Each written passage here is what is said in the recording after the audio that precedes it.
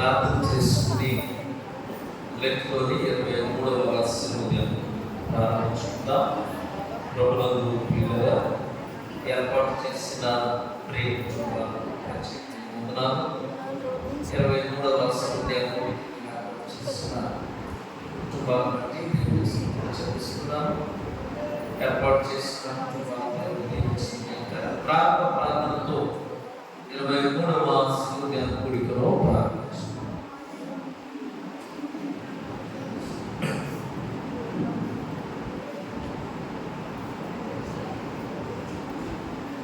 ప్రార్థన చేసుకుంటాము. సర్వశక్తి కలిగిన మా తండ్రి, పరిశుద్ధులైన నామములో ఈ ఘనమైన పరిశుద్ధమైన నామానికి స్తుతులు చెల్లిస్తున్నాము. మీ ప్రేమని బట్టి ఈ లెంత్ కాలంలో 23 రోజులకు ప్రవేశించడానికి మీరు ప్రయత్నం చేస్తారు. ఈ ప్రేమ చేత మమ్మల్ని బలపరుస్తున్న విధానాన్ని ఈ గుడిలో ప్రారంభిస్తున్నాం. ప్రారంభం నుండి చివరకు నీ అధ్యక్షతలో నీ కృపలో నడిపించు. సమస్తము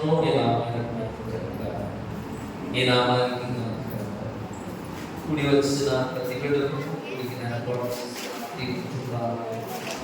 దీవెనకరంగా మేము నీ వారంలో ఉండే ధన్యత నీ సిలువ ద్వారా నీ సిలువ సమీపించడానికి మా ఆత్మీయ జీవితాన్ని బలపరచుకోవడానికి మీరు మాకు అనుగ్రహించిన ప్రతి విధమైనటువంటి గుడిక ద్వారా నీ నామానికి మహిమ తెచ్చుకొని ఏర్పాటు చేసినప్పుడు దీవించి ఆశీర్వదించి శత్రు సంబంధమైన ప్రతి అభ్యంతరాలతో నీ విడుదల సన్నిధిని చేరి నీ కృపకు పాత్రలకు నీ శిలువకు సాక్షిగా ఉండేదని సంకల్పించుకోవాలని అనుగ్రహించి యేసు నామాన్ని ప్రార్థించి వేడుకుంటున్నాము.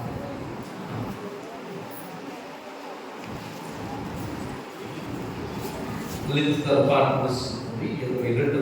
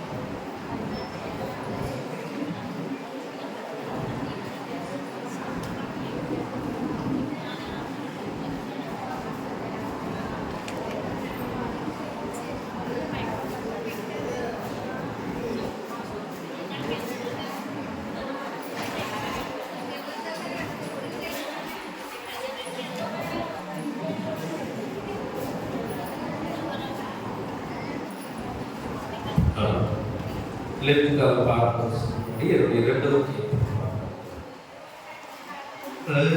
పరవాసిని జగమున ప్రభువా పరవాసిని జగమున నడుచుచున్నా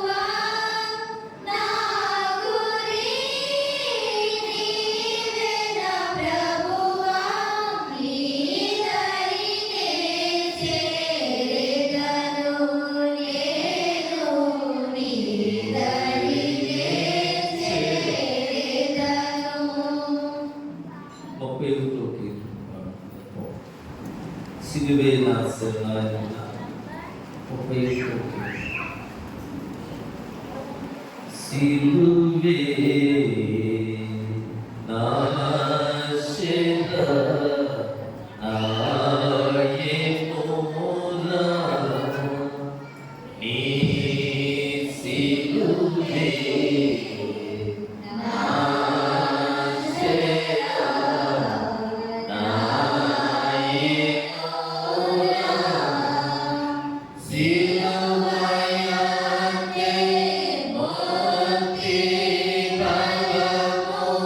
Just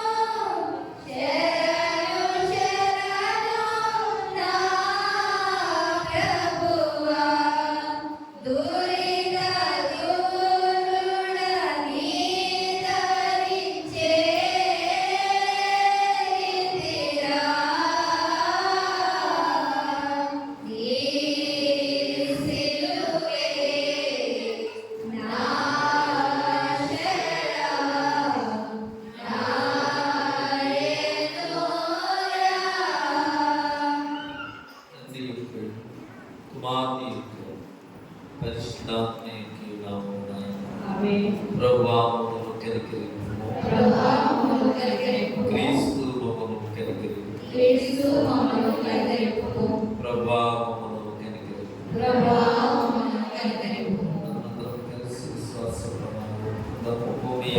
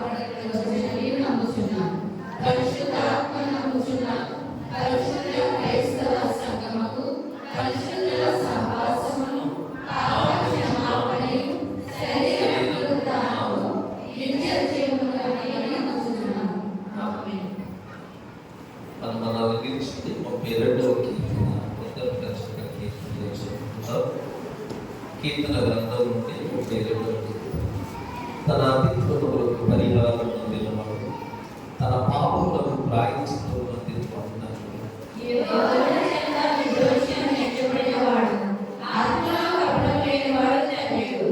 నేను మౌనముగా దినములు నేను చేసిన నా యువకులు క్షీణించినవి.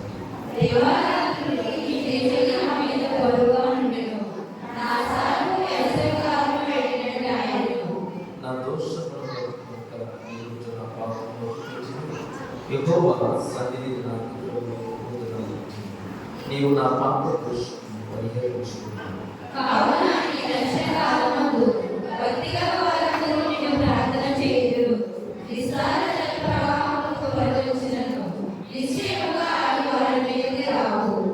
నా దాసుడు నీవే, శ్రమల నుండి నీవు నన్ను రక్షించుము. విమోచన దానములతో నీవు ఆవరించుము.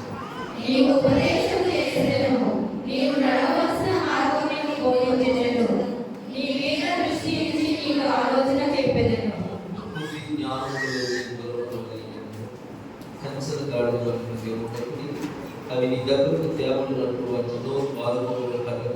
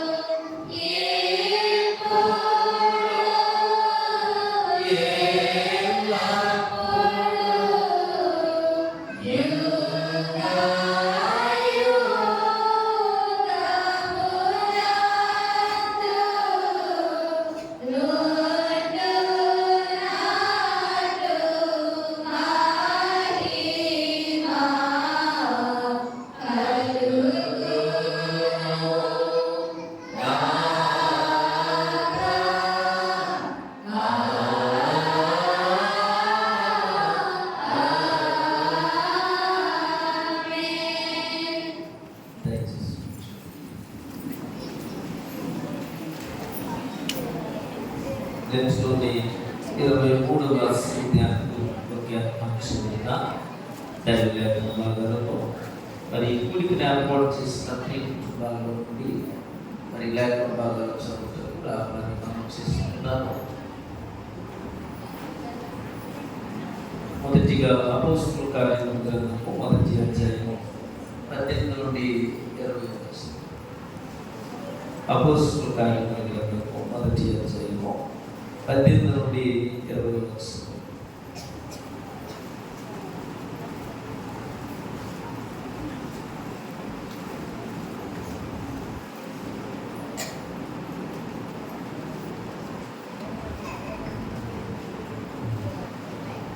అపోస్తలుల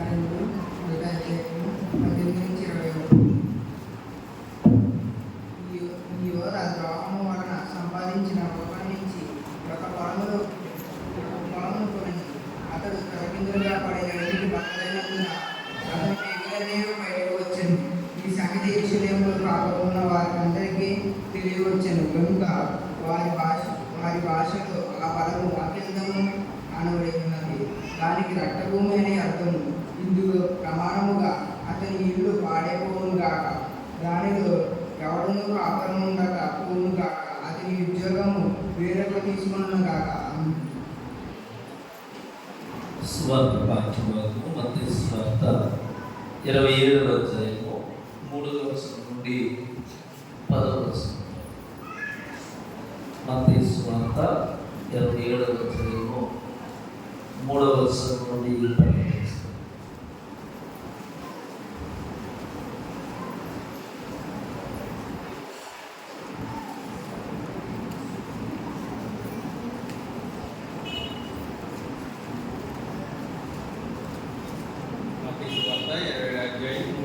వచనం. అప్పుడు ఆయన అప్పగించిన యోధ ఆయన శిక్ష విధింపబడగా చూచి పశ్చాత్తాపడి ఆ 30 వెండి నాణెములు ప్రధాన యాజకులకు పెద్దల యొద్దకును మరలా తెచ్చి, నేను నిరపరాధ రక్తమును అప్పగించి పాపం చేసిదని చెప్పాను. వారు దానితో మాకేమి నీవే చూసుకోమని చెప్పగా అతడు ఆ వెండి నాణెములు దేవాలయంలో పారవేసి పోయి ఉరిపెట్టుకుని, ప్రధాన యాజకులు ఆ వెండి నాణెములు తీసుకుని, ఇవి రక్తాయదానము కనుక వీటిని కానుక పెట్టిలో వేయదగదని చెప్పుకునేది. కాబట్టి వారు ఆలోచన చేసి వాటినిచ్చి పరదేశులకు పాతిపెట్టుటకు కుమ్మరి వారి పొలము కొనిది.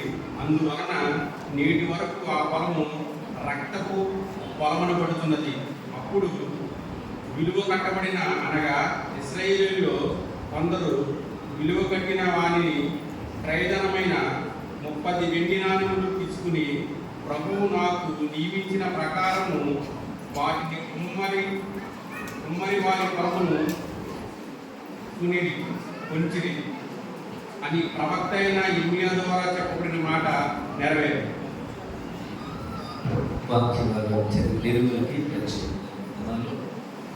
23వ కీర్తన లెట్ కాల్ పాటల్స్ 23 బాసిలేను సిలువలో బాసిలేను సిలువలో ఆపక్షేమా యేసు ప్రభు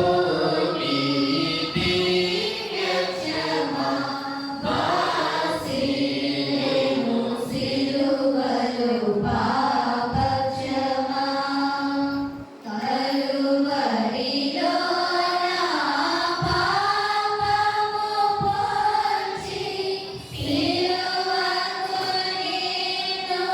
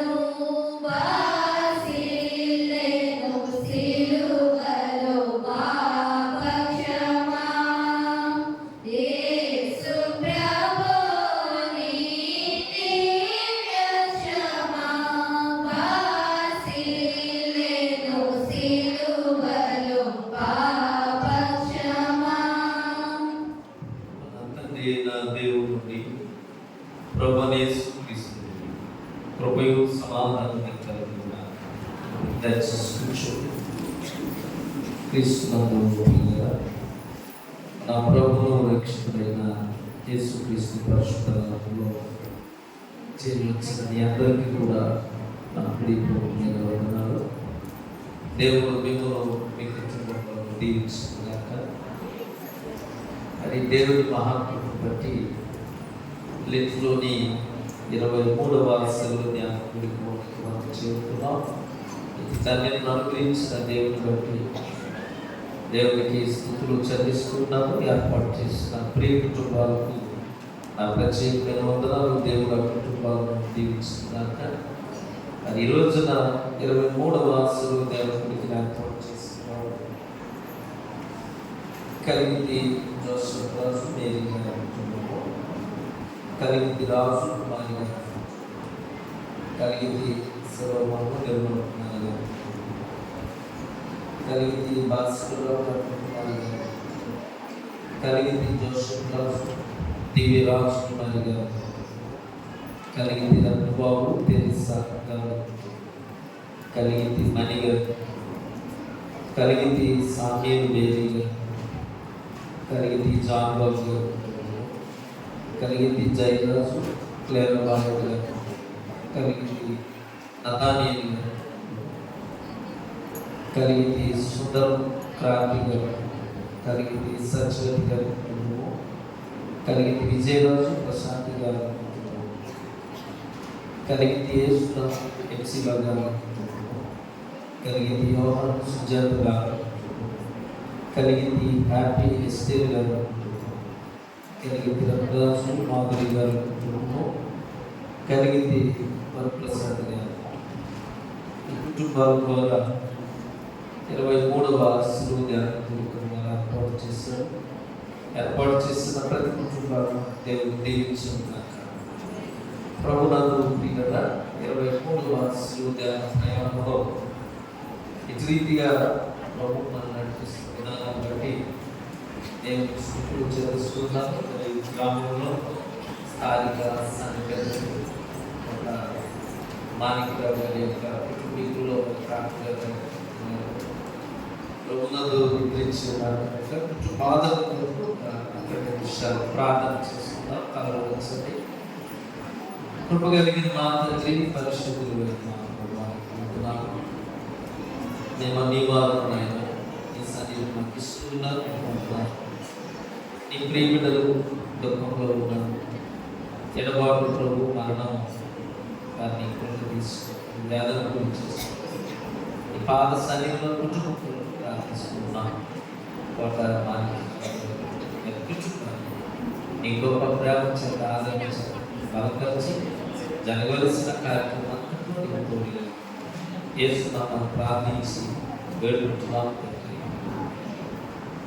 ప్రభునందు ప్రియులారా, దైవ సన్నిధిలో మరొక మారు ఈ లెట్టు కాలంలో సిలువ చెంత చేరి మన జీవితాలు పరీక్షించుకోవటానికి, పరిశీలన చేసుకోవటానికి దేవుడు ఇచ్చిన ధైర్యాన్ని బట్టి దేవాది దేవునికి వందనాలు తెలియజేసుకుంటున్నాము. మత్తయి సువార్త 27వ అధ్యాయంలో, మత్తయి సువార్త 27వ అధ్యాయంలో ఈరోజు మనం చదువుకున్నటువంటి పాఠ్యాంశంలో ఒక రోదన, లేకపోతే కన్నీరు, ఆక్రందన, ఇవన్నీ మనము చదువుకుంటూ వస్తున్నాం. ఇస్కరియోతు యోనా మరి యేసు ప్రభు వారికి శిక్ష పడటం చూసి చాలా పశ్చాత్తాపం చెందాడట. పశ్చాత్తాపం చెంది తనలో తాను చాలా వేదన చెందాడు. ఆ వేదనలో నుండి వచ్చిన ఒక మాట ఏమిటంటే, యేసు ప్రభువును నిరపరాధిగా గుర్తించి, నేను నిరపరాధిని అప్పగించి పాపము చేశాను కదా, నేను నిరపరాధిని అప్పగించి. వారు ఈ మాటలు వింటూ ఉన్నారు. ఎవరి దగ్గరికి వెళ్ళి యేసు ప్రభువు గురించి మాట్లాడారు, యేసు ప్రభువుకి ఆయన యొక్క జీవితాన్ని 3.5 సంవత్సరాలు వెంబడించి ఆ ప్రభువారినే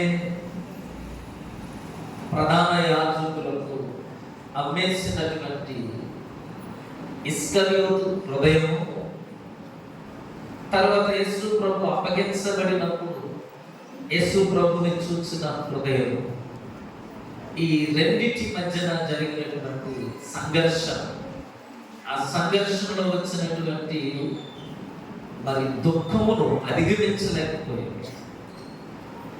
అధిగమించలేని తరుణంలో ఏదో ఒక ప్రయత్నం చేశారు.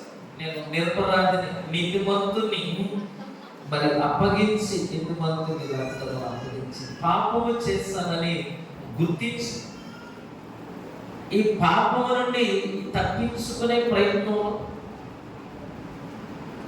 తనకు కలిగినటువంటి వేదన దుఃఖాన్ని సరి చేసుకునే ఎన్నికలో మరణాన్ని కోరుకున్నాను, ఊరిపోసుకుని సరిపోయి. ఇది మనము చదువుకుంటూ కొన్ని పొరపాట్లు మానవుడు చేసినప్పుడు ప్రభునందు పొరపాట్లను సరిదిద్దుకునే ప్రయత్నం ప్రారంభంలోనే చేయకపోతే ఆ పొరపాటు ముదిరి ఎంతవరకు తీసుకుని వెళుతుందో ఇస్కరియోతు యోహాను జీవితాలు నేటి కాల సంఘానికి దేవుడు జ్ఞాపకం చేసుకుంటారు. ఇస్కరియోతు యోహాను గురించి ప్రవక్తలు మాట్లాడారు, సరే, కీర్తనకారుడు తెలియచేశారు. ప్రవక్తలు కీర్తనకారుడు తెలియచేయడమే కాదు, యేసు ప్రభువు తన దగ్గర ఉన్నటువంటి ఆ 12 మంది గుంపుకు మాట్లాడుతూనే వచ్చారు. ప్రారంభం నుండి కూడా ఎవరు అప్పగించబోతున్నారు ఆ వ్యక్తి గురించి మాట్లాడుతూనే వచ్చారు. క్రొత్త నిబంధనలో సంఘము ప్రారంభించబడిన తర్వాత కూడా సంఘంలో దానిని తెలియచేశారు అపోస్తలులు. ప్రవక్తలు తెలియచేయటంలో జరగబోయే సూచన ఈ రీతిగా ఒక మనుషుడు ఉంటాడు. ఇస్కరియోతు యోహాను గురించి కాదు కానీ దేవుని సమీపంగా ఉన్నటువంటి వ్యక్తులు ఈ రీతిగా ఉంటారు. యేసు ప్రభు అని చెప్పారు తన యొక్క మరణాన్ని గురించి, ఆ మరణానికి కారణం ఎవరు ఉంటారు, సంఘానికి అపోస్తలులు బోధించారు. ఈరోజు మనం చదువుకున్నటువంటి అపోస్తలుల కార్యాలు సంఘానికి జ్ఞాపకం చేస్తారు. అయితే సంఘంలో కూడా ఒకవేళ ఇటువంటి పొరపాట్లు చేసినప్పుడు సరిదిద్దుకునే అవకాశం, దాన్ని మనము అధిగమించి, అంటే పాపాన్ని మనము క్షమించబడే రీతిగానే ఉండాలి. మనం ఆ పాపంలో ఉన్నాం. దీనికి ఇస్కరియోతు యోహాను ఈ కాలంలో జ్ఞాపకం చేసుకుంటూ 12 మంది శిష్యులలో ప్రాముఖ్యుడు, 12 మందికి ఒకవేళ కొన్ని బాధ్యతలు అప్పగించుకుంటే దేవుడు యేసు ప్రభువు ఈయనకు ఒక బాధ్యత ఇచ్చారు. అన్ని అరేంజ్ చేయండి, మీరు మన పరిచర్యకు కావలసిన తన దగ్గర ఉన్నటువంటి సంచిలో చెయ్యి పెట్టి తనకు ఇవ్వబడినటువంటి ధనాన్ని ఉపయోగించాలి. ధనము పైన తనకి అధికారం దేవుడు. కానీ సాతానుడు ఏం చేశాడంటే ధనము ఇతని మీద అధికారంలో తీసుకొచ్చు.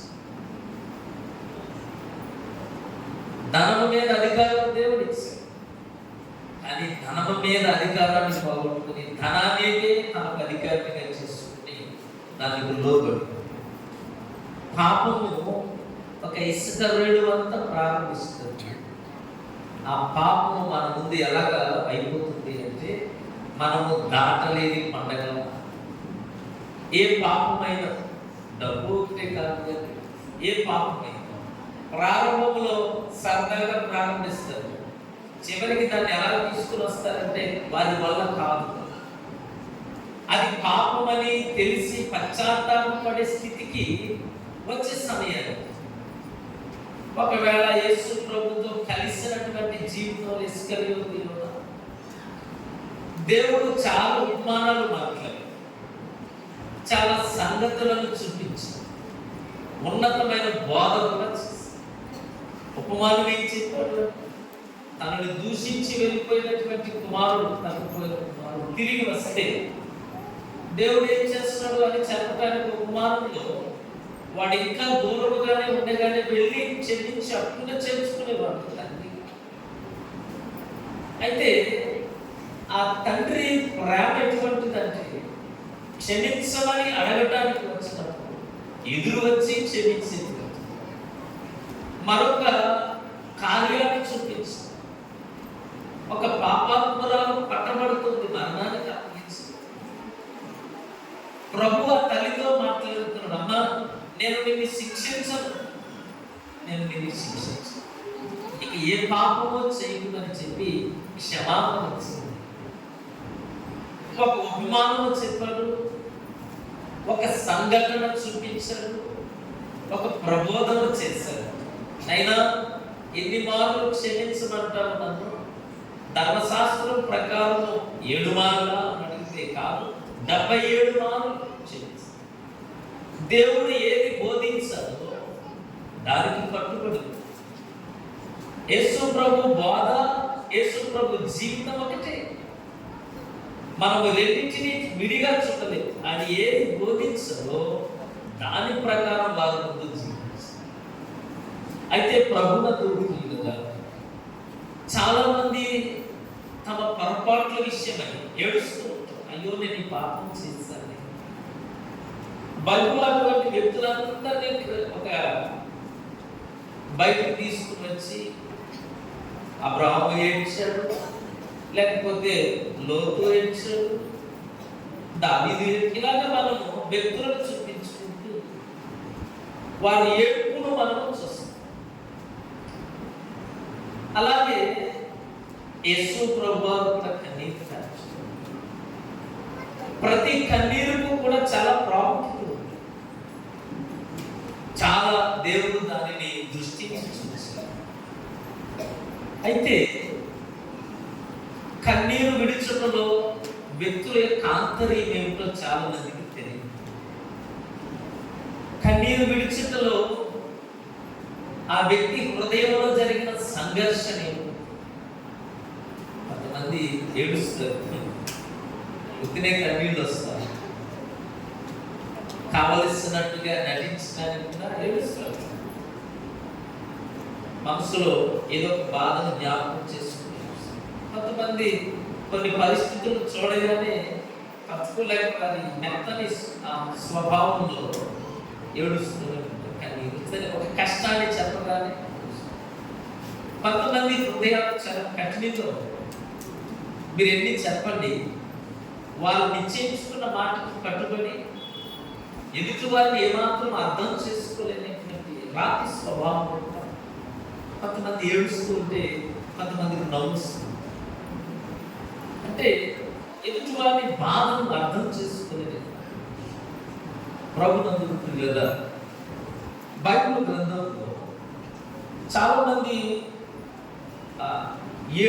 కన్నీరు కాచి.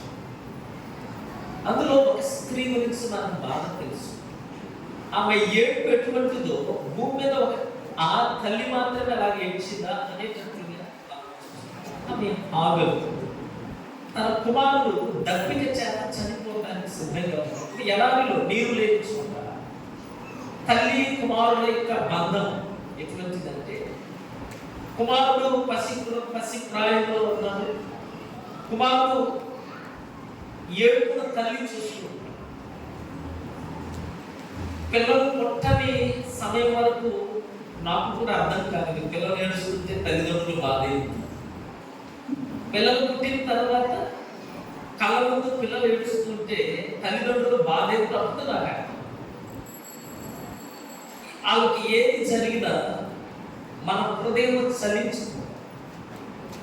ఈ తల్లి ఆ కుమారుడి కొరకు ఎంతగా ఏడ్చింది అంటే దేవదూత పరలోకంలో నుండి వచ్చేసి ఆమె యొక్క వేదన ఒక భాషలో మనం చెప్పుకుంటే కుమారుడు తీసుకుని తొక్కుల్లో పాడేసి, ఇంకా నేను చూడలేను, నా కళ్ళ ముందే నా కుమారుడు చనిపోవటం నేను చూడలేను. ఈ సందర్భంలో దేవుడు ఆ తల్లిని దర్శించాడు. అక్కడ ఉన్నటువంటి రోదన అంతా కూడా తీసేసి, ఎందుకంటే హాగరు దేవుడు చెప్పిన మాట విను.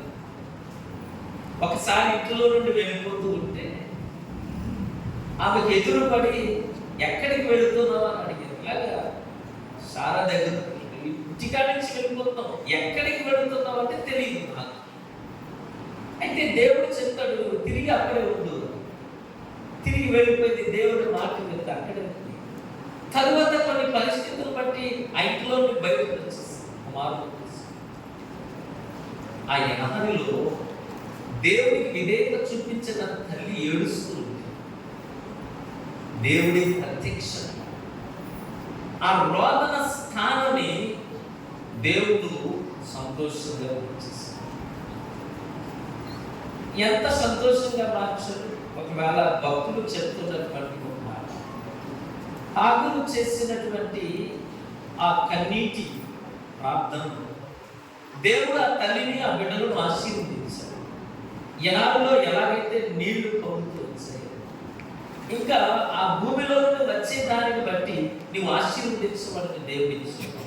ఒకవేళ అదే నిజం అనుకుని ఈ రోజు వారు ఉన్నటువంటి పెట్రోల్ బావులు కానీ ఏదైనా కానీ ఎనాలలో నుండి వస్తున్నటువంటి వాటిని కూడా వారు తీసుకుని విస్తృతంగా అభివృద్ధి చేయాలి. కొన్ని దేశాలు వారు శాసిస్తారు. ఎందుకంటే దేవుని చేత దీవించబడినటువంటి వ్యక్తులు, దేవుని యొక్క నియమానికి లోబడిన వారిని మనం తప్పుపట్టడానికి లేదు. ఎందుకంటే హాగరు సంతానం నుండి ఇష్మాయేలీయుల నుండి ఈరోజు మన ఎదురుగా ఉన్నటువంటి అబ్రహాం సంతానంగా పిలువబడుతున్నటువంటి సహోదరులు ముస్లిమ్స్ కానివ్వండి, లేకపోతే ఇశ్రాయేలీయులు కానివ్వండి, ఇస్సాకు సంతానం, క్రొత్త నిబంధనలో ఉన్నటువంటి క్రైస్తవులు కానివ్వండి, వీళ్ళందరికీ అబ్రహాము మూల పురుషుడు. అబ్రహాము ఎవరి విశ్వాసి అంటే యెహోవా దేవుని యొక్క విశ్వాసి. కేటగిరీస్ మనం డివైడ్ చేసుకున్నాం. ఈ ఇష్మాయేలు సంతానాన్ని దేవుడు అన్నిటిగా దీవించాడు. ఆ దీవెన వెనక ఒక తల్లి ఏడ్చిన కన్నీటితో చేసింది. నేను ఈ మాట చెప్తాను. హాగరు కుమారుని అక్కడ విడిచిపెట్టి ముందుకు నడుచుకుని వెళ్ళిపోయింది. ఆ కుమారుడు ఏడ్చి చనిపోయింది. ఈమె మనోవేదన కూడా అలాగే కొనసాగింది. కొంత దూరం వెళ్ళిన తర్వాత, అంటే కొంత దూరం అంటే 5-6 సంవత్సరాలు వెళ్ళిన తర్వాత 10 సంవత్సరాలు తన జీవితంలో ఉన్న పాపం ఏంటంటే కన్న కొడుకుని నడి రోడ్డు మీద వదిలిపెట్టి వెళ్ళిపోయింది. ఇది ఎవరు చేయరా అంటే ఎందుకు చేస్తారు. రీసెంట్గా బంధువులు మచిలీపట్నం తన ప్రియుడితో ఉన్నటువంటి సంబంధం వరకు పిల్లవాడిని చంపేసిన తల్లులు ఉన్నారు. అంటే తను చేస్తున్నటువంటి అక్రమ సంబంధమైనటువంటి పాపము ఎలాగా కనువిప్పు చేయాలి అంటే, ఒకవేళ పిల్లవాడు అడ్డుగా ఉన్నాడు కనుక ఈ పిల్లవాడు ఉంటే నేను అతన్ని తిరిగి పెళ్లి చేసుకునేది ఇటుతూనే కొనసాగాలి. పిల్లవాడిని బకెట్లో పెట్టి నీటిలో పెట్టి కూడా పెట్టేసి, అంటే ఇటువంటి మనస్తత్వం కూడా ఉండేటువంటి పాపం. అంటే ప్రారంభంలో జరిగినటువంటి కొన్ని విషయంలో మనిషి యొక్క స్థితి ఏ రీతిగా మారిపోతుందంటే కఠినమైంది. ఆ కఠినమైపోయిన తర్వాత పాపము జరిగిపోయిన తర్వాత కొంతమంది చేసే పని ఏంటంటే, అయ్యో నేను చేశాను ఈ రీతిగా, నా యొక్క పాపం కొరకు నా కొడుకునే చంపిస్తాను నేను బ్రతకని చెప్పి ఆమె కూడా జరిగినటువంటి ఈ సంఘర్షణ సూసైడ్ చేసుకుందో లేకపోతే ఏం చేసుకుందో పరిస్థితులు చాలా తీవ్రంగా ఉన్నాయి. కానీ హాగరు మాత్రం కుమారుని ఎదురుగా పెట్టుకుని రోధిస్తుంది. ఆ రోదన వెనక తండ్రికి విధేయత చూపించినటువంటి తల్లిని. సో సిమిలర్గా, వెరీ సిమిలర్గా మరొక కాంటెక్స్ట్ ఉంది బైబిల్. ఏంటంటే ఇస్సాకు దీవించడానికి యాషావును పిలిచాడు. సో కొంచెం ఆలస్యమైంది. ఈ లోపల జరిగినటువంటి పరిస్థితుల్లో యాకోబు యాషావు వలె వచ్చి ఆ వచ్చిన తరువాత తన ఆశీర్వాదాలన్నీ పట్టుకుని వెళ్ళు. ఇప్పుడు యాషావు కొంచెం కొంచెం ఆలస్యంగా వచ్చి తండ్రి దగ్గర ఏడుస్తుంది. ఎందుకంటే ఆశీర్వాదాలు లేవు. ఇతడు ఆలస్యం అవటానికి కారణాలు ఉన్నాయి. ఎందుకు ఆలస్యం అయిపోవడం తెలుసు. యాకోబు ఎందుకు వచ్చాడు, ఎందుకు ఆలస్యం అయిపోవడం అంటే ప్రభునందు కదా దేవుని గ్రంథంలో యాషావు ఆశీర్వాదాన్ని పోగొట్టుకున్నాడు అని మాత్రం నాకు తెలుసు. చాలా సందర్భాల్లో దేవుని యొక్క ఉన్నతమైనటువంటి కృప మనుషులకు ఎలాగా దూరమైందంటే మనిషి యొక్క ఆలోచన కదా. యాషావు వేటాడేవాడే, తండ్రి కూడా అడిగింది. అయితే ప్రభునందు కదా వేటాడి తేగలిగిన వాడు ఆలస్యమై వచ్చాడు. దీవెనన్నీ పోగొట్టుకున్న తర్వాత ఆదికాండం 27వ అధ్యాయంలో యాషావు యొక్క మాటలు 38వ వచనం చదువుతాను. యాషావు, నా తండ్రి నీ యొక్క ఒక దీవెనయే ఉన్నదా? నా తండ్రి నన్ను కూడా దీవించుమని తన తండ్రితో చెప్పి యాషావు ఎలుగెత్తి అడుగగా అతని తండ్రి ఇస్సాకు, నీ నివాసము భూసారము లేక. ఈ దీవెనకు బదులు శాపాన్ని తెచ్చుకున్నాడు. ఎదోము అనేటువంటి మూల పురుషుడిగా ఉంది. ఈ యాషావు జీవితాన్ని కొంచెం కోట్ చేసుకుని మనం చూస్తాం. తన జీవితంలో ఒక భయంకరమైనటువంటి ఏడుపు వచ్చింది.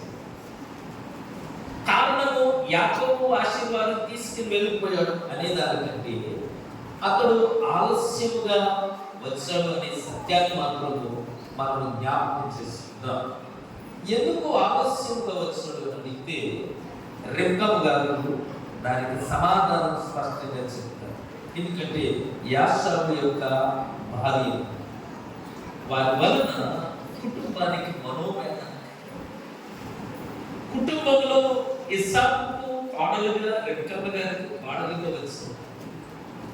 తన భర్తకు ఆశీర్వాదాన్ని తెచ్చే రీతిగా సిద్ధపరచలేదు. తల్లి తన కొడుకు బాగుండాలని ప్రతి తల్లి కోరుకుంటుంది. ప్రతి తల్లి యొక్క ఆలోచన ఏమిటంటే నా కొడుకు బాగుండాలి. యాషావుకు పెళ్లి చేశారు, పిల్లలు తీసుకొచ్చారు కోడలు.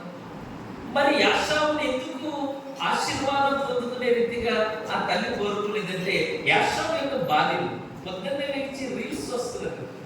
సెల్ ఫోన్ మంచం మీద కూర్చొని పొద్దున్న నువ్వు లేచి ఏం చేయాలి, బట్టలు క్యారేజ్ పెట్టాలి, బట్టలు మీద చూసుకొని పిల్లలు క్యారేజ్. నువ్వు మంచం మీద కూర్చొని సెల్ ఫోన్ పట్టుకుంటే అత్తగారు ఏం చేస్తుందమ్మా, ఎప్పుడు పోతుందని అంటే చాలా ఇరిటేట్ అయిపోతున్నారు. కొడుకు నాశనాన్ని చూడలేక నా కొడుకు మరొక రీతిగా అయిపోతున్నారు. ఈ కొడుకైనా సక్రమైనటువంటి జీవితం ఉండాలని తల్లి ఆలోచిస్తుంది. ఇప్పుడు యాషా నుంచి ఏడుస్తున్నాడు. ఎందుకు ఏడుస్తున్నాడంటే తన భార్యను చేసింది. ప్రభునందు ఏడుపుకు కారణాలు చాలా ఉన్నాయి.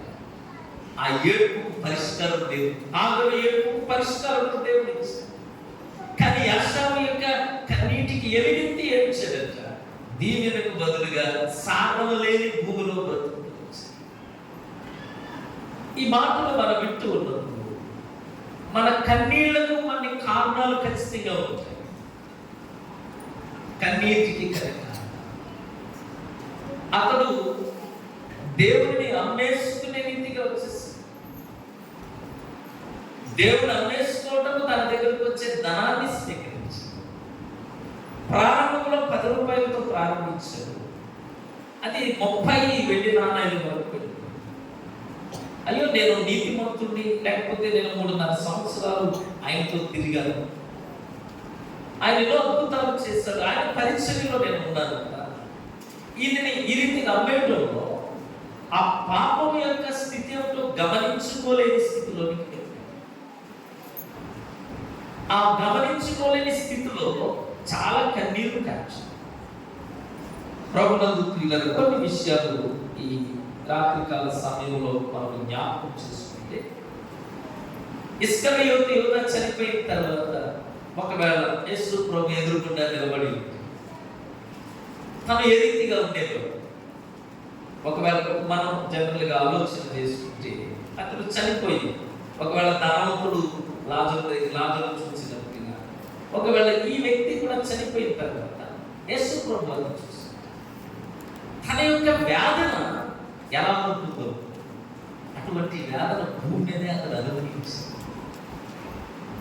ఆ వేదనలో తను గుర్తించలేని స్థితి ఏమిటంటే యేసు ప్రభు దగ్గర నా కన్నీళ్లకు పరిష్కారం దొరుకుతుందని గుర్తించాను. కారణం ఏమిటంటే పాపం పరిపక్వంలో దేవుడిని చూడలేని స్థితిలోకి ప్రభునందు ధనం ఎలాగైనా సంపాదించవచ్చు, కానీ నీతిగా సంపాదించిన వాడి యొక్క ధైర్యం లేదు, వాని శక్తి లేదు, వాని ఆలోచన లేదు, వాని యొక్క లైఫ్ స్టైల్ లేదు. ఒకరి జీవితాన్ని పాడు చేసి, ఒకరిని అమ్మేసి, ఒకరి నోటిని మోసి మనం తీసుకునేది, దానికి ఒకరోజు మనం సమాధానం చెప్పలేని స్థితిలో కొంచెం మనల్ని ధనానికి అమ్మేస్తుంది, పరిష్కారం లేని సమస్యలోనికి వెళుతుంది. ప్రభునందు ప్రియులారా, మత్తయి సువార్తలో ఈ మాటలు చదువుదాము. 27వ అధ్యాయము 4వ వచనంలో, నేను నిరపరాధ రక్తమును అప్పగించి పాపము చేసినని చెప్పి వారి దానితో మాకేమి నీవే చూసుకోమని చెప్పగా అతడు ఆ వెండి నాణెములు దేవాలయంలో పారవేసిపోయి వెళ్ళిపోయింది. అంటే దేవుడిని చేసినటువంటి ద్రోహాన్ని బట్టి చాలా ప్రభునందు ప్రియులారా, ఈ రోజున నాకు చాలా ఇష్టమైనటువంటి ఒక సేవకుడు, చాలా ఇష్టమైన ఆయన వయసు కూడా పెరుగుతారు.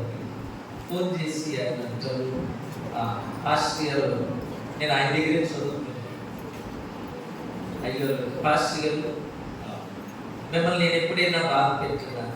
లేదండి, మీరు ఎప్పుడైనా ఒకసారి మీకు నా మీద ఎప్పుడైనా ద్వేషం కలిగి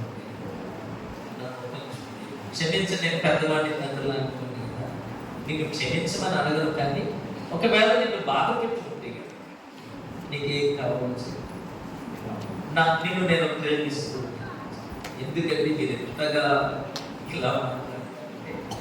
లెఫ్ట్ కాలంలో సిలువను ధ్యానం చేస్తూ ఉంటే సిలువలో యేసు ప్రభు చేతికి తగిలిన మేకు ఆయన ఎంత గాయపరుస్తుందో తెలియదు. దాన్ని అర్థం చేసుకునే జ్ఞానం నాకు దేవుడు ఇచ్చాడు.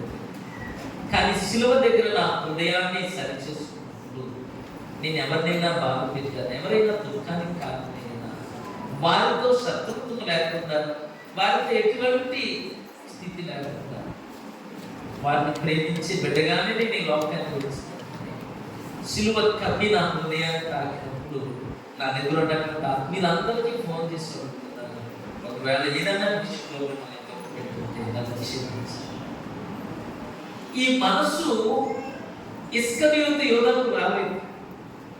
ప్రభువా, నిన్ను నేను బాధ పెట్టాను, ఎంత పాపినైనా క్షమిస్తానని చెప్పావు. నా కళ్ళ ముందు నీకు బోధించిన మాట 77 మార్లు మటుకు క్షమిస్తాను.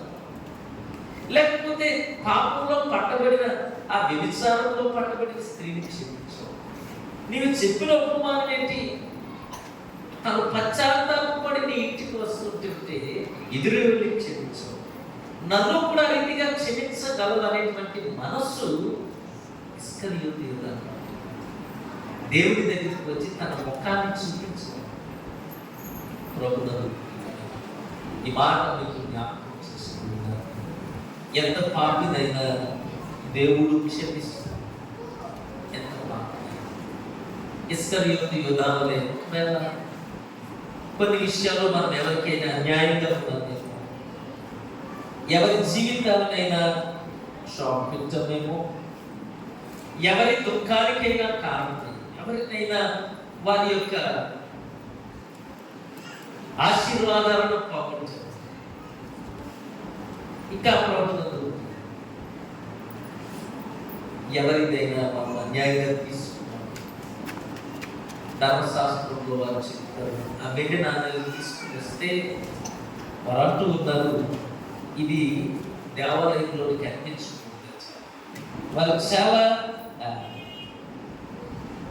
రిలీజియస్ యాక్ట్స్ అన్ని కూడా చాలా పర్ఫెక్ట్ గా ఇది అలాగే చేయకూడదు. ద్వితీయోపదేశకాండము 23వ అధ్యాయంలో రాయబడినటువంటి మాటలో 23వ అధ్యాయము 18వ వచనంలో పడుపు సొమ్మునే గాని కుక్క విలువనే గాని మొక్కుబడిగా నీ దేవుడిని యెహోవా ఇంటికి తేకూడదు. యావయనగా ఆ రెండులో నీ దేవుడైన దేవుడికి అర్పించే విషయం. ఎలా అర్పిస్తావు? ఒక వ్యక్తి జీవితాన్ని పాడు చేసిన ఒక వ్యక్తి కన్నీటికి కాదు, ఒక నీతిమంతుని జీవితానికి విలువ కట్టి వారి దేవాలయంలో తీసేసి మరి పరదేశులను భూస్థాపన చేసి ఆ స్థలం ఇశ్రాయేలీయులు ఆ సమాధులు చాలా పవిత్రంగా చూసుకుంటారు. పరదేశులతో ఇది కలవకూడదని వారికి స్థలం కేటాయించారు. కాబట్టి ఇటువంటి అన్యాయపు సొమ్మును దేవాలయంలో దేనికి ఉపయోగించకుండా కుమ్మరి వారి స్థలం కొని పరదేశులను భూస్థాపన చేసి అంటే దాన్ని కనీసం దేవాలయ పరిధిలో కూడా ఉపయోగించారు. నీవు చేసిన పని వలన కలిగినటువంటి దేవుని సన్నిధిలో నిరాకరించు. పడుపు సొమ్మునే కానీ కుక్క విలువని ప్రభు ఇస్కరియోతు యోధా చేసినది మహాఘోరం, ఇక్కడ కూర్చున్నటువంటి మనము ఒకవేళ కనుక యోధా నేను ఒక మాట జ్ఞాపకం చేసుకున్నాను. ఇస్కరియోతు యోధ ధనం విషయంలో దేవుడిని మోసం చేసి, ఒకవేళ మనం ధనం విషయంలో కాకపోతే చాలా విషయాలు క్రైస్తవుని జీవితాన్ని గురించి దేవుడు మాట్లాడుతాడు. నీ మాట అవునంటే అవును, కాదంటే ఇంతకు మించి మాట్లాడేది ఏదైనా ఉంటే అది సాతాను గురించి. ఇక్కడ ఒక మాట మాట్లాడు, ఒక 100 మంది కలిసి ఒక మాట మాట్లాడితే నిన్ను నమ్మేసుకుంటే నీ యొక్క నీతికి స్థానం ఎక్కువ. నీ మాటను ఖచ్చితంగా ప్రభు నియమని ఏ రీతిగా ప్రభుని దేవుని దగ్గరికి వచ్చి ఆయన నేను ఏదైనా ఒకవేళ పాపము చేసి తప్పించుకునే మార్గం సిలువ ఉంటుంది. ఎంత పాపినైనా క్షమించి వారి కన్నీటిని తుడిచి నీది 56వ కీర్తనలు అంటారు, నా కన్నీళ్లు నీ గుడ్డిలో దాచాను. 56వ కీర్తనలో ప్రభుత్వంగా ఈ మాటలు జ్ఞాపకం చేస్తున్నారు. దేవుని యొక్క 8వ వచనం, నా సంచారులను నీవు లెక్కించినావు, నా కన్నీళ్లు నీ గుడ్డిలో. దేవుడు ఎంత విలువించు కన్నీటి ప్రార్థన. హిజ్కియాతో దేవుడు అంటాడు, నీవు కన్నీళ్లు విడుచుట నేను చూచి తిని. దేవుని దగ్గరికి వచ్చి కదా మనం నీ తప్పులను సరి చేసుకునేది లోపం, అది వేదిక కాదు. అక్కడ నీకు క్షమాపణ దొరకదు, అక్కడ నీకు భయమే.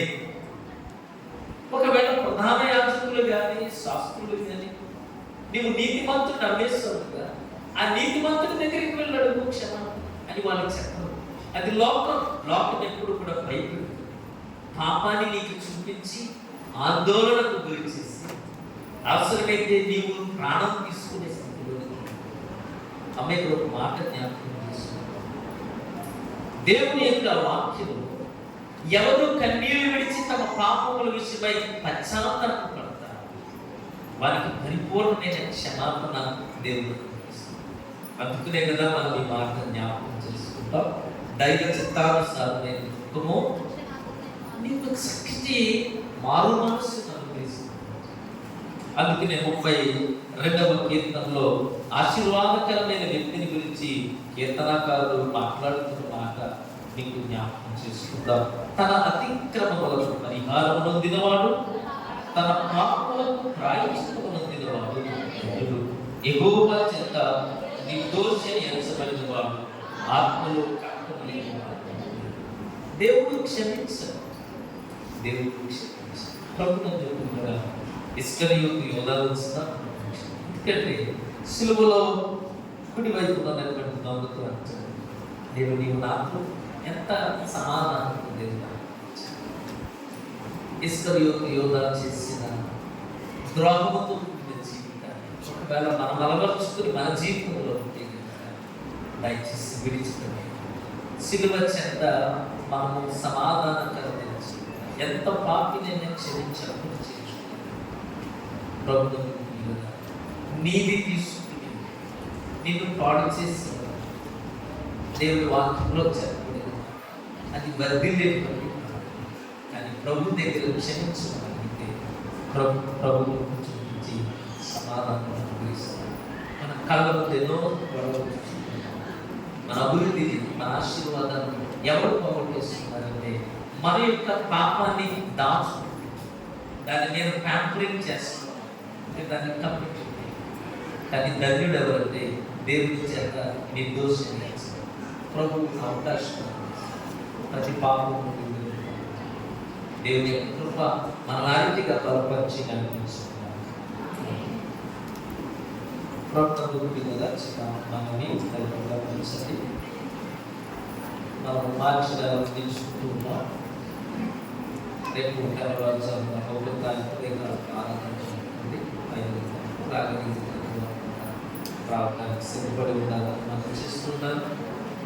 7 మాటలు చెప్పే విషయంలో 4వ మాటలకు 6వ మాటలకు ధ్యానం చేయడానికి పేరు చేశారు. అంటే ఇద్దరు ప్రార్థనలు చేస్తారు, ఇద్దరు అంటే ఇంకా 5 ప్రార్థనలు ఉన్నాయి. ఒకరు బైబిల్ రీడింగ్ ఇచ్చారు, ఇంకా 6 బైబిల్ రీడింగ్స్ ఉన్నాయి. కనుక మీ పేరు ఇవ్వడానికి సిద్ధపడాలని మనం ప్రార్థన చేసుకుంటాం.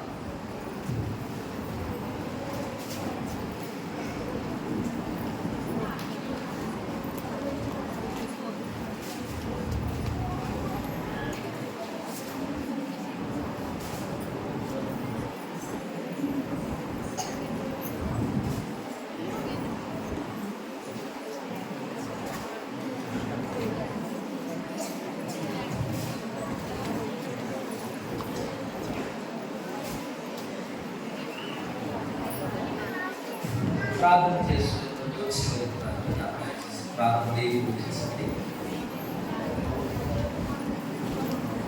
సర్వశక్తి కలిగిన మా తండ్రి, పరిశుద్ధుడు మా ప్రభు, ఆయన 23 భాషలు ఈ రీతిగా మెమోరియల్ తెలుస్తున్నట్లయితే ధన్యుడు గొప్ప కార్యం చేసి మమ్మల్ని బలపరిచి మా కన్నింటిని పిలిచి అభివృద్ధి. నేను ఎలాంటి వారినైనా క్షమించగలిగితే దేవాలయం నీ కృపలో మమ్మల్ని బలపరచండి, క్షేమం తెచ్చండి. ఈ జీవిత కాలంలో ప్రయాణంలో 23వ రోజు వందనాలు. ఇది వచ్చిన ప్రతి బిడ్డను బట్టి ప్రార్థిస్తున్నాను. ఇద్దరు మొదలుపెట్టి పసిబిడ్డల వరకు చూపించి నీ సన్నిధి సహవాసం నుండి నీ బిడ్డలు పొందుకోవాల్సిన ప్రతి ధన్యత, ప్రతి ఆశీర్వాదం క్షేమం పడినైనా నీకు వందనాలు స్థితిలో చేస్తున్నాను. తండ్రి నీ బిడ్డలు చేస్తున్నాం ప్రతి ప్రార్థన విరమించి నిరంతర దేవుళ్ళు అనుగ్రహించి ప్రార్థన చేస్తున్నాను. ఎల్లెత్తి కాల ప్రయాణంలో వారు చేస్తున్న ప్రయాణం ఉపవాసాలు ప్రార్థనలు నేను బట్టి శ్రద్ధలతో చేస్తున్నాను. ప్రతి బిడ్డను బట్టి ప్రార్థిస్తున్నాను. ప్రభు చూపించి బలపరిచి నీ నిండైన ఆశీర్వాదాన్ని చేత కనిపించండి. 10వ తరగతి పరీక్షలమైనా చివరి పరీక్ష బిడ్డలకు తోడిని క్షేమం తెచ్చి నేను ఉన్నతమైన ఇక్కడ బలపరిచి నీ నామానికి మహిమకరమైన విజయం దయచేయండి. ప్రతి బిడ్డ కొరకు ప్రార్థిస్తున్నాను. చూపించండి ఆయన. 23వ బస్సులు ధ్యానానికి ఏర్పాటు చేసి నీ ప్రియుడు కలిగింది జోసెఫ్ రాజు మేరీ గారు కుటుంబము, కలిగింది నాజు కుమారి గారు, కలిగింది సులోభాను నిర్మల కుమారి గారు, కలిగింది భాస్కర్ రత్నకుమారి గారు, కలిగింది జోసెఫ్ రాజు దివిరాజు కుమారి గారు, కలిగింది రత్నబాబు తెరిసి గారు, కలిగింది మణి గారు, కలిగింది సామ్యులు బేబీ గారు, కలిగింది జాన్ బాబు సిరి గారు, కలిగింది జయరాజు క్లేరబాబు గారు, కలిగింది నతానియల్ గారు, కలిగింది సుందరం క్రాంతి గారు, కలిగింది సచివతి గారు, కలిగింది విజయరాజు ప్రశాంతి గారు, కలిగింది యేసుదారు ప్రిన్సిపాల్ గారు, కలిగింది యోహన్ సుజాత గారు, కలిగింది హ్యాపీ ఎస్టేర్ గారు, కలిగింది రఘురాజు మాధవి గారు, కలిగింది వరప్రసాద్ వసంత కుమార్ ఆయన నీ ప్రేమ కుటుంబాలన్న 23వ వసంతి ఏర్పాటు చేసి వారి గృహాల నుండి ఈ శిలువ సందేశం, ఈ శిలువ స్వార్థం అది వారికి ఏర్పాటు చేసుకున్న కుటుంబాలన్నింటినీ దీవించి ఆశీర్వదించి వారు చేస్తున్న పనులను కుటుంబ జీవితాలు నేర్పడేలకు చదువులకు ప్రకటించి దీవెనకరకు వారు చేరువచ్చిన సంఘం నేను ఏర్పాటు చేసిన కుటుంబాన్ని ప్రార్థిస్తున్నాం. మీ కృపా సన్నిధి తోడుగా ఉంచండి. అయినా ఇస్కరియోతు యోధాను అయినా మేము తప్పుగా తెలుసుకుంటున్నాం, క్షమించమని మానసాన్ని వచ్చి పరిపూర్ణమైన మారు మనసుకు దయచేసి ప్రార్థిస్తున్నాను. అయ్యో నాకు వందనాలు. ఇదిగో ప్రభు సంపూర్ణమైన ఆనందం కనిపించి మనం ప్రార్థించి వేడుకుంటున్నాం.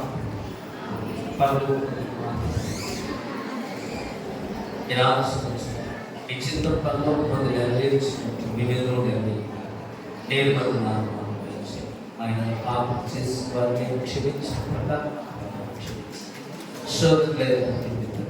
రాజ్యము నిరంతరం నీవైన మన పరమ తండ్రి అయిన దేవుని ప్రేమ, ఆయన కుమారుడైన యేసుక్రీస్తు పరిశుద్ధాత్మని అన్యోన్య సహవాసం కూడి వచ్చిన సంఘంలో 23వ వాసులు ధ్యానపడి ఏర్పాటు చేసిన ప్రేమించుకున్నాను.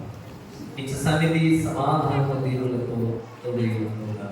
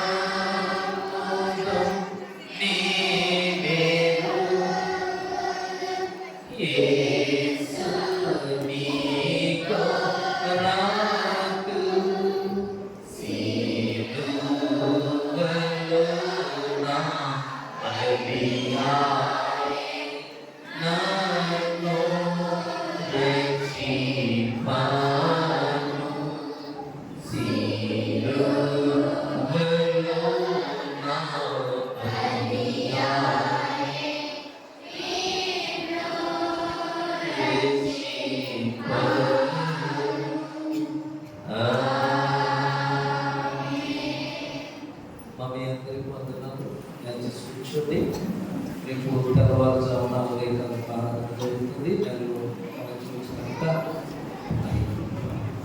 రావడానికి సిద్ధపడడం చేస్తున్నాం. మరి పలహారం పెంచడానికి దయచేసి యవనస్తులు ఉంచండి.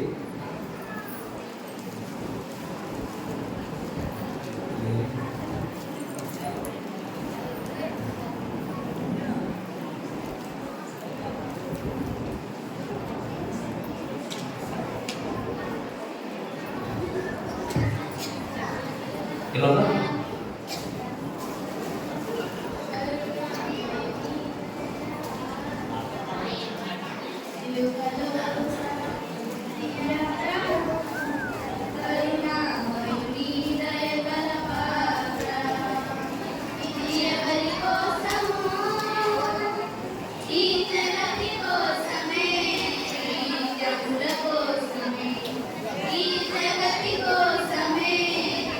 జనుల